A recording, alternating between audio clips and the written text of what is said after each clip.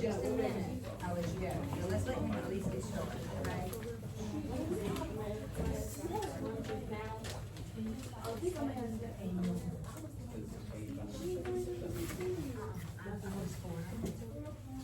Alright, if I get everybody's attention up here.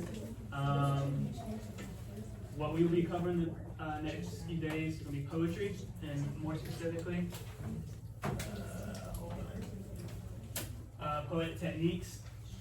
So, what a poetic technique is a tool or a method that a poet will use to create specific effects in their writing.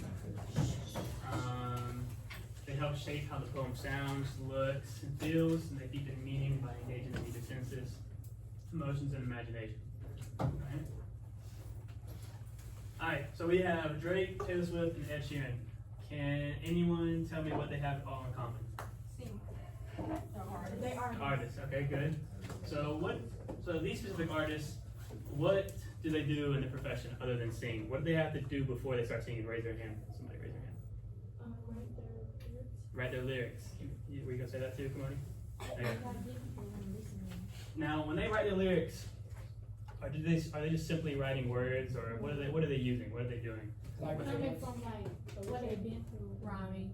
Right. Okay. So rhyming is the technique that they use. What else do they use? No, not in rap. Okay. So the kind of poetic techniques we're going to talk about are going to be mostly figurative language. So can anyone raise their hand and give me an example of figurative language?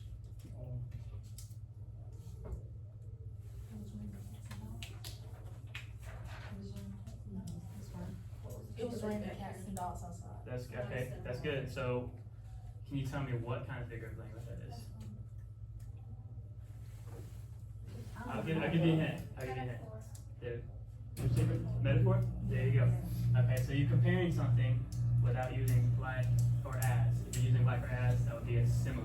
Okay? So that's the difference between them. So how do any of these artists right here have an impact in your own life? So let's think about you going on TikTok, Instagram, any social media platform, your Spotify when you listen to music.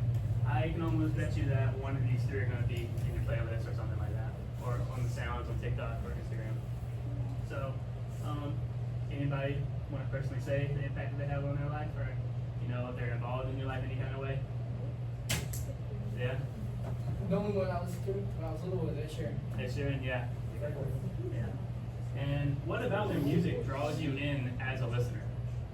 What is it? Is it the way they sound? Is it the lyrics? Or what is it? The melody. The melody? That's the song. Okay. So all these things that you're telling me that they draw you in are the techniques. That's what they're using to draw you in to get you to keep listening. Alright? So just like songwriters, poets would use specific techniques to make their words powerful. And today we're going to learn how to spot those techniques in poetry so we can better understand not just what the poem says, but what it really means. Alright? So today we're just going to start very basic. We're just going to identify the poetic techniques in the short poems.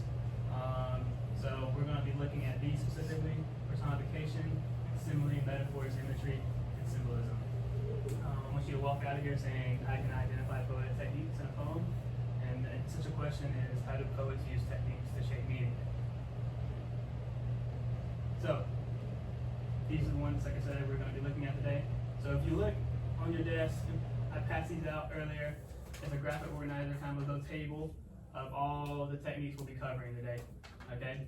So, can I get a volunteer to read personification? I'll do. Alright, go ahead, Bo. Given human qualities, characteristics to non-living things or objects, the wind whispered through the trees. Okay, very good. So, can anyone think of an example off the top of their head of personification? Other than the one that we just used in the graphic organizer?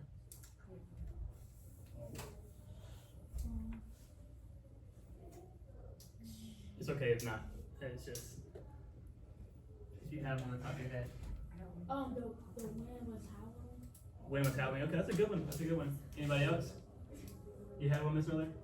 Oh, the chair groaned when the lady sat down. Yep, there you go. There you go. Well, she did. Can I get a volunteer to read simile? Go ahead, Carmen. The comparison between two different things using the word like or as. Her smile was as bright as the sun. Yeah, so very good. So it's just a comparison between two different things, but if you'll see in a metaphor, you're comparing two things as well, but you're not using like or as. This is what separates simile and metaphor. A simile, you make a comparison using like or as. Metaphor, you're not. So we kind of already have a grasp of metaphor, I think, from what I heard from you guys. So let's move on to imagery. Anybody want to read imagery? Picture and examples to facilitate sight, sound, smell, taste, touch to create a vivid pictures in the reader's mind. Good. Thank you, Faith. So, yeah, it's just descriptive language that goes to the 5 senses. So, they'll just be using language that kind of creates a clear picture in your head. You know, for example, like, when they're talking about, like, when you're reading a story, they're setting the scene, talking about how bright the sky was, or, something like that. So just kind of setting the scene that's appealing to your senses: sight, sound, smell, taste, touch. And symbolism. The last one, go ahead. The use of an object, person, or event to represent a deeper meaning or abstract idea, and does symbolize peace. Yeah. Anyone gonna think of anything else that symbolizes something? You'll see it in February a lot. Just a holiday. Well, Cupid, but what? A heart. So what does heart symbolize?